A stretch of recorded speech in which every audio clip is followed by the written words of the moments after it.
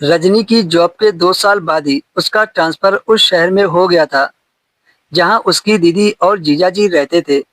रजनी अपने जीजा से मिलने के लिए बहुत खुश थी, क्योंकि उसके जीजाजी दिलखुश मिजाज इंसान थे। 2-3 दिन में वह सारा सामान लेकर अपनी दीदी के घर पहुंच गई। उसके जीजाजी भी रजनी के आने से बहुत खुश थे। रजनी वहीं रहकर अपनी ड्यूटी करने लगी। एक दिन उसे 3 दिन के लिए दूसरे शहर मीटिंग में जाना था। रजनी ने अपना बैग लिया और रेलवे स्टेशन की तरफ निकल गई। जब वह रास्ते में थी तो उसके बॉस का मैसेज आया, किसी वजह से ये मीटिंग कैंसिल कर दी गई है। अब ये मीटिंग 2 सप्ताह बाद रखी जाएगी। मजबूरन रजनी को वापस घर लौटना पड़ा। जब वह वापस घर पहुंची तो रजनी ने देखा कि दरवाजा अंदर से बंद है। रजनी ने काफी देर बेल बजाई, लेकिन किसी ने दरवाजा नहीं खोला, जिससे उसे टेंशन होने लगी कि कहीं दीदी को कुछ हो तो नहीं गया है, क्योंकि जीजाजी तो सुबह ऑफिस चले जाते हैं और वो तो सीधा शाम को ही घर वापस आते हैं। रजनी के पास कोई दूसरा रास्ता नहीं था अंदर जाने का। उसे कुछ समझ नहीं आ रहा था कि क्या करे। तभी उसके दिमाग में एक आइडिया आया। वह घर के पीछे की तरफ गई, सोचा शायद कोई रास्ता होगा। जब वह पीछे की तरफ गई तो उसे एक खिड़की दिखाई दी जो अंदर से खुली थी। रजनी उसी खिड़की से अंदर चली गई। अंदर जाकर देखा तो उसे दीदी कहीं दिखाई नहीं दी। जब वह थोड़ा आगे बढ़ी तो उसे दीदी के कमरे से अजीब सी आवाजें आती सुनाई दी, इसलिए वह उसी तरफ बढ़ गई। कमरे का दरवाजा थोड़ा खुला था। रजनी ने सामने का नजारा देखा, जो उसे नहीं देखना चाहिए था। उसकी दीदी जीजाजी के ऊपर बैठकर वह सब कर रही थी।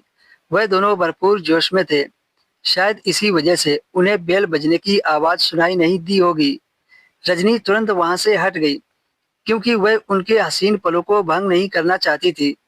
रजनी को शर्म महसूस हो रही थी, क्योंकि उसने जीजाजी और दीदी को उस अवस्था में देख लिया था।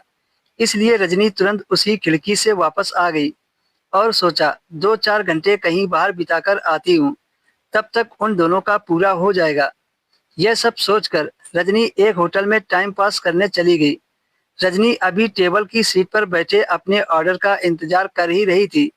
तभी उसने जीजाजी को कुछ लोगों के साथ होटल से बाहर निकलते देखा। जीजाजी को देखकर रजनी के होश उड़ गए कि जीजाजी तो घर पर थे, लेकिन फिर अचानक से वह यहाँ कहाँ से आ गए। जीजाजी ने रजनी को देख लिया और पूछा, रजनी तुम यहाँ कैसे? तुम्हारी तो आज मीटिंग थी।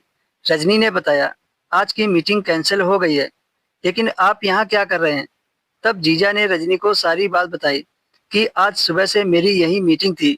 अब फ्री हुआ हूँ तो ऑफिस जा रहा हूँ, लेकिन तुम्हें तो घर वापस जाना चाहिए। यहाँ क्या कर रही हो? रजनी की आंखों में वही सीन घूमने लगा जो उसने जीजा जी को समझकर देखा था। इसका मतलब जो आदमी दीदी के नीचे लेटा था वह जीजा जी नहीं कोई और था। मतलब मेरी दीदी जीजा जी को धोखा दे रही है। इतने सारे सवाल रजनी के दिमाग में घूम रहे थे। रजनी समझ नहीं पा रही थी कि वह सारी सच्चाई अपने जीजा को बताए या नहीं। दोस्तों, क्या रजनी अपने जीजा जी को सारी सच्चाई बता पाएगी? सुनेंगे नेक्स्ट पार्ट में।